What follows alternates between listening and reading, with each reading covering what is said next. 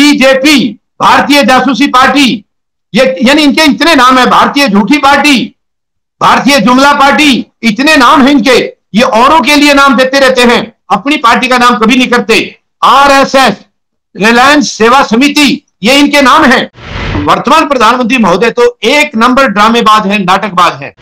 स्मृति ईरानी आज मंत्री है, वो क्या वो काबिल है मंत्री के? इस किस्म के ड्रामा करने वाले आदमी को मंत्रालय क्या मतलब है? मंत्री होना चाहिए काबिल आदमी, जो देश को नमूना दे सके, देश को एक एग्जाम्पल दे सके, उदाहरण के तौर पर काम करे। ये क्या उदाहरण दे रही है? ये वहां पर चूड़ियां पहनाने के लिए जाती थी कि प्रधानमंत्री उस वक्त के मनमोहन सिंह थे, उनको चूड़ियां पहनाने के लिए जाती थी, 2-2, 3-3 रुपए अगर कीमत बढ़ती थी। आज क्या हाल है देश में? आज सेंचुरी बना चुका है डीजल पेट्रोल, और खाने के दालें और आटा कुछ भी ले लीजिए आप, कोई भी चीज आज गरीब की पहुंच से बाहर होती जा रही है। आज कहां चली गई वो मंत्री? आज वो चूड़ी क्यों नहीं पहना रही प्रधानमंत्री को? क्या चूड़ियां नहीं रही उनके पास? चूड़ियां खत्म हो गई या पहनाने की हिम्मत नहीं है? उस टाइम तो बहुत हिम्मत थी। आज अपने आज तो इनका खुद का प्रधानमंत्री, इनको पहनाने में क्या दिक्कत है? देश का प्रधानमंत्री है, डूब के मर जाना चाहिए ऐसे व्यक्तित्व को, शर्म आनी चाहिए। क्या फैसला ले रहे हैं? क्या देश को यही जिम्मेवारी दिखाएंगे ये? क्योंकि ये गैर जिम्मेदार प्रधानमंत्री हैं। ये बिल्कुल भी चुनी हुई सरकार नहीं है, ईवीएम से आई सरकार है, इसलिए जनता की परवाह नहीं करती है।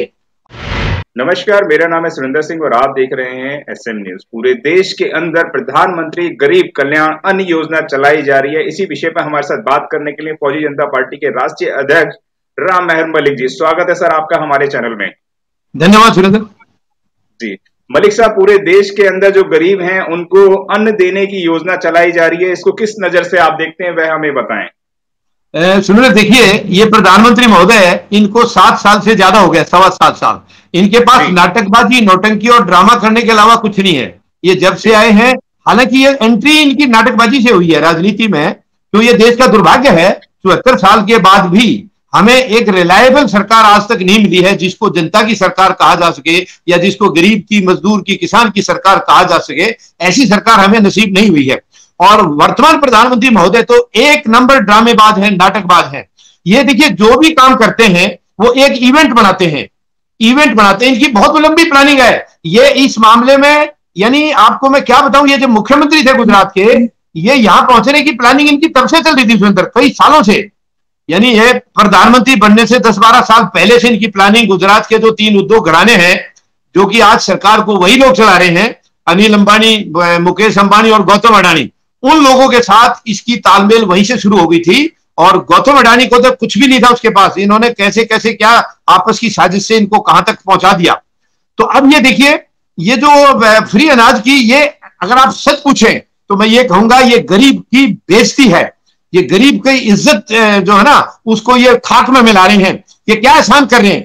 पहली बात तो इनके पास सुरेंद्र क्या है देने के लिए? ये सब लोग जो है ना, बिल्कुल ये खुद भिखारी है, कुछ नहीं है इनके पास देने के लिए। आरएसएस के इशारे पर ये सरकार चल रही है, और इनके पास देश को देने के लिए कुछ ना पहले था ना आज है। ये केवल देश से लूट रहे हैं, अभी भी लूट रहे हैं।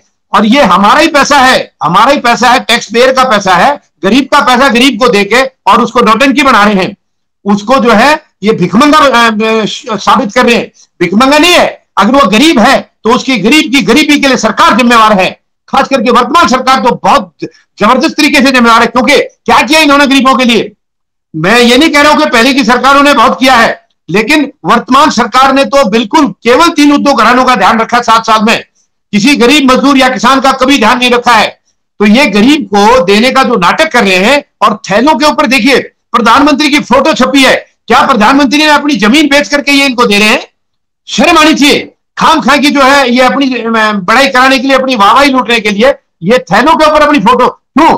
अगर ये इन्होंने या इनके किसी प्रदेश के मुख्यमंत्री ने अपनी जमीन बेची हो, अपनी प्रॉपर्टी से ये अनाज खरीद के इनको दे रहे हैं, तो बहुत अच्छा लगेगा हमें। इनका फोटो नहीं, पूरे सारे के सारे इसके ऊपर बैठ जाओ, ये कोई दिक्कत नहीं हमें। लेकिन ये सरकार का पैसा जो है, ये गरीबों का, टैक्स पेयर का पैसा है। और इस टैक्स पेयर के पैसे को ये कैसे कैसे कहां उड़ा रहे हैं सुरेंद्र, मैं आपको क्या क्या गिनती कराऊं। यानी जीएसटी के पैसे को बर्बाद कर रहे हैं ये हमारी बहन बेटियों की बताइए कहां सुरक्षा है? ये पैसा वहां लगना चाहिए, हमारी बहन बेटियों की सुरक्षा पर लगना चाहिए। बहन बेटियों की आज देश में क्या हालत है? जब से ये सरकार आई है, इन्होंने एक बहुत बड़ा नारा दिया था, बेटी बचाओ का। हालांकि बेटी बचाओ के साथ बेटी पढ़ाओ भी लिखा था, लेकिन पढ़ाओ तो बाद में आएगा, पहले बेटी बचेगी तभी पढ़ेगी।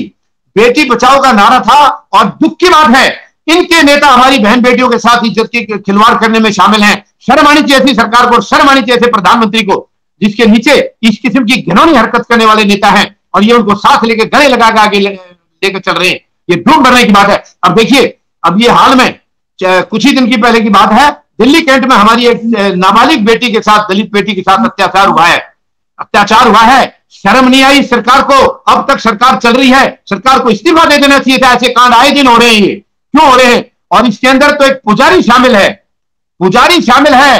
धूम मरने की बात है इस सरकार के लिए, वर्तमान केंद्र सरकार के लिए। शर्म की बात है।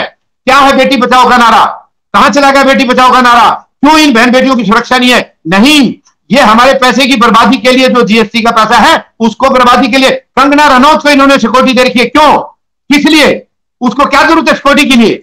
वो बहुत धनवान है, बहुत पैसे वाली है, वो उसको सिक्योरिटी चाहिए तो अपनी खरीद के लगा सकती है। अगर उसको किसी हिफाजत की कोई दिक्कत है तो वो अपनी खरीद के लगाए, उसको सरकार ने। तो ये देखिए अब सरकार कितनी जिम्मेदार है। एक तरफ एक वो भी बेटी है देश की, कंगना रनौत, वो अपना काम कर रही है, दौलत में माला माल है, उसको सिक्योरिटी दे रखी है। जिन बहन बेटियों के पास कोई सहारा नहीं है, आसरा नहीं है, उनको छोड़ दिया है भगवान भरोसे कि वो मरे तो मरे, उनकी इज्जत के साथ खिलवाड़ हो तो हो। क्या है ये? और देखिए शर्म की बात है सुंदर, इनकी आज पार्लियामेंट में 11 महिला सांसद हैं और एक महिला सांसद इनकी है, वो इतनी नौटंकी करती थी जब दूसरी पार्टी की सरकार थी, वो जरा जरा सी बात के ऊपर जंतर मंतर पहुंच जाती थी। महंगाई बढ़ी है तो प्याज गले में डाल के ले जाती थी, डीजल पेट्रोल बढ़ते थे या गैस के दाम बढ़ते थे तो सिलेंडर लेकर पहुंचती थी और वो कहती थी, उनका नाम है स्मृति ईरानी, आज मंत्री है वो। क्या वो काबिल है मंत्री के? इस किस्म के ड्रामा करने वाले आदमी को मंत्रालय क्या मतलब है? मंत्री होना चाहिए काबिल आदमी, जो देश को नमूना दे सके, देश को एक एग्जाम्पल दे सके, उदाहरण के तौर पर काम करे। ये क्या उदाहरण दे रही है? ये वहां पर चूड़ियां पहनाने के लिए जाती थी कि प्रधानमंत्री उस वक्त के मनमोहन सिंह थे, उनको चूड़ियां पहनाने के लिए जाती थी, 2-3 रुपए अगर कीमत बढ़ती थी। आज क्या हाल है देश में? आज सेंचुरी बना चुका है डीजल पेट्रोल, और खाने के दालें और आटा कुछ भी ले लीजिए आप, कोई भी चीज आज गरीब की पहुंच से बाहर होती जा रही है। आज कहां चली गई वो मंत्री? आज वो चूड़ी क्यों नहीं पहना रही प्रधानमंत्री को? क्या चूड़ियां नहीं रही उनके पास? चूड़ियां खत्म हो गई या पहनाने की हिम्मत नहीं है? उस टाइम तो बहुत हिम्मत थी। आज अपने आज तो इनका खुद का प्रधानमंत्री, इनको पहनाने में क्या दिक्कत है? इनको पहनाना चाहिए। तो ये सुरेंद्र केवल ड्रामा करते हैं, इनकी पूरी पार्टी। आज देखिए, यानी जो कैबिनेट होती है, मंत्रालय जो होता है, उनकी कोई हैसियत होती है। आज है कोई हैसियत? क्या इनके किसी भी मंत्री की हिम्मत है कि प्रधानमंत्री के किसी गलत फैसले के या गलत नीति के खिलाफ एक आवाज उठा सके? शर्म आनी चाहिए ऐसे मंत्रालय को। क्यों मंत्री बनकर बैठे वो? खाम में देश के ऊपर भार और ढोया है। जब प्रधानमंत्री ने अकेले ने सरकार चलानी है तो इनको मंत्री बनाने की जरूरत क्या है? क्यों मंत्री बना रखे? आप अकेले चलाइए, इनका खर्चा तो बचेगा, इनका पैसा तो बचेगा, देश के ऊपर भार है ये।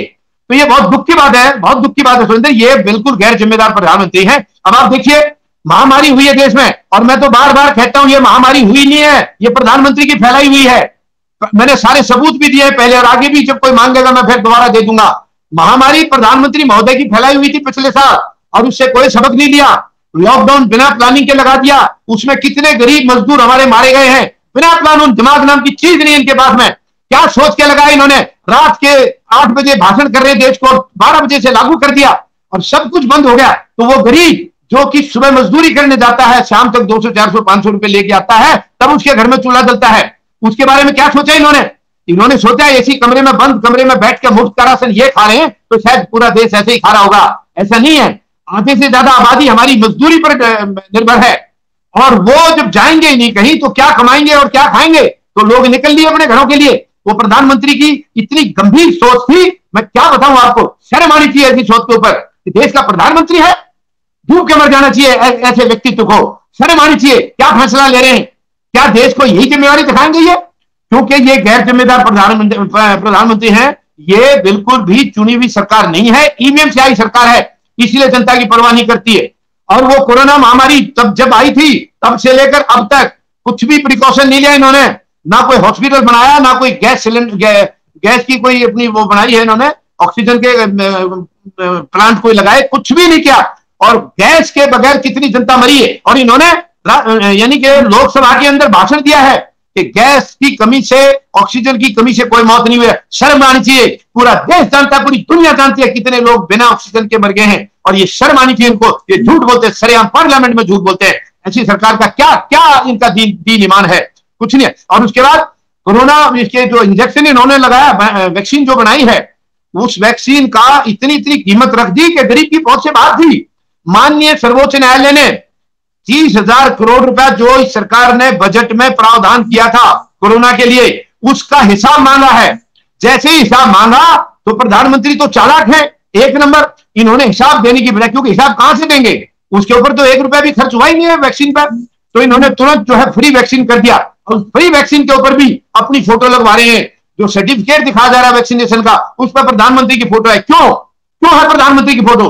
क्या वो प्रधानमंत्री दे रहे सर्टिफिकेट, या देश दे रहा है, या देश की सरकार दे रही है? क्यों फोटो है उनका? मेरा बहुत गंभीर सवाल है इसके ऊपर, और माननीय न्यायालय को इसका संज्ञान लेना चाहिए। ये फोटो इनके सर्टिफिकेट के ऊपर क्यों है? और पूरी देश में प्रचार किया जा रहा है फ्री वैक्सीन, मुफ्त वैक्सीन, जीवन भर मुफ्त वैक्सीन, धन्यवाद मोदी जी, ये लिखा जा रहा है। क्यों? ये इन्होंने अपनी जेब से दिया क्या? मैं फिर वही सवाल करूंगा, क्या अपनी जमीन बेच के दिया है, या अपने पर्सनल अकाउंट से इंजेक्शन फ्री, वैक्सीन फ्री किया है? क्यों फ्री किया? तो क्यों इनका फोटो होना चाहिए?